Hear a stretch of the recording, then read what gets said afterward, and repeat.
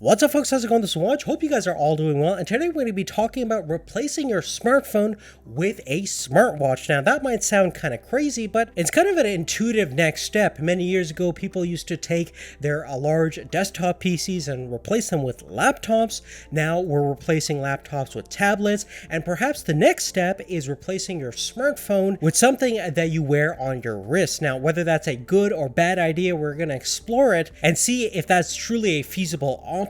And in doing so, we're going to take a look at the Rogbid Brave 4G smartwatch. Now, there are a number of different smartwatch manufacturers coming out of China that are creating these type of watches. This specifically has dual 8 megapixel cameras, one at the front and one on the sides, aka the perv cam. Now, both cameras can shoot 8 megapixel stills as well as HD video, and the front facing side can actually be used to unlock your device using the built-in Face ID system, which actually works fairly well most of the time. And inside this tiny little package is a full MediaTek 6739 SoC comprised of a quad-core A53 ARM processor clocked at about 1.25 gigahertz, 3 gigabytes of RAM, and 32 gigabytes of internal storage. Now, the funny thing is you can find a lot of these MediaTek system on chip processors in ultra cheap Android smartphones out there. We're talking sub $100, and this is basically giving you the same capabilities and performance as those ultra cheap smartphones,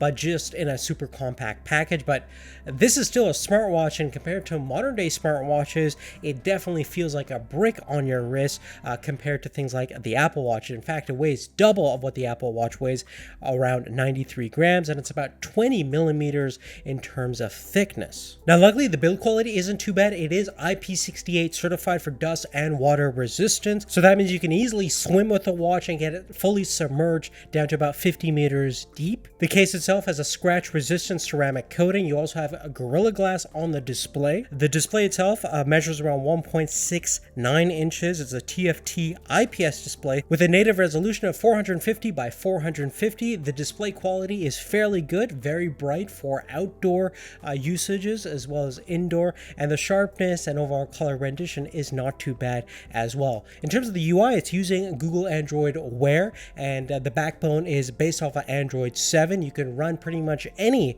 Google Android Wear application, as well as have access to pretty much the entire Android library, although you probably want to run stuff that's optimized for smartwatches specifically, but it's excellent for running Spotify and most of your other popular Google Wear OS apps. Now, in terms of the navigation and overall control interface, this is the area where most smartwatches are going to really struggle with, and probably its biggest downsides when you're trying to actually replace your smartphone, which has a huge display and a lot of surface real estate to take advantage of. And over here, we don't have a sleek digital crown interface like we have on the Apple Watch, which in my opinion has the best control interface on a smartwatch to this day. Everything is really done through either these buttons on the side, which are a home button and a back button, and most of your navigation and everything is done through this small capacitive touchscreen, which again doesn't allow you enough fine control, certainly for texting or typing in, and certainly is very finicky on this specific model. Now, this is a pre-production version, but no matter what they do to improve this overall interface, is never going to really compete with a larger display that you're going to find on a smartphone. Now, that being said, one of the big highlights of this thing is definitely the connectivity options. We not only have the option for full Wi-Fi connectivity in both 2.4 and 5 gigahertz frequencies, Bluetooth 4.0, GPS, we have a built-in microphone as well as a speaker, and at the back you even have a nano SIM connection. There's actually a little tool which allows you to take off the backplate and get access to that, so you can get full cell phone access to make phone calls as well as use the internet, everything that you would do on our traditional regular smartphone data connection. In terms of activity and health monitoring, the application that comes bundled with the watch is fairly rudimentary. It'll give you basic information in terms of how many steps you've taken throughout the day, like every other watch out there. But in terms of a serious accessory for training and running and things like that, the heart rate monitor is very unreliable based on my experience.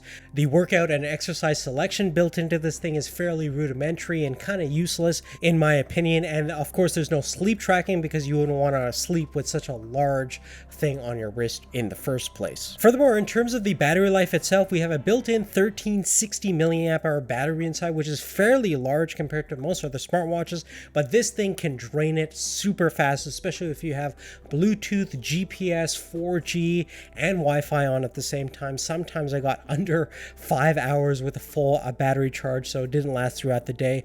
But if you're smart about it and turn things off when you don't need them, you can get it to go maybe 8 to 12 hours if you're lucky. But the nice thing is you do have this mobile charging pad that comes with the watch. It's 2200 milliamp hours, which should get you maybe 2 more charges.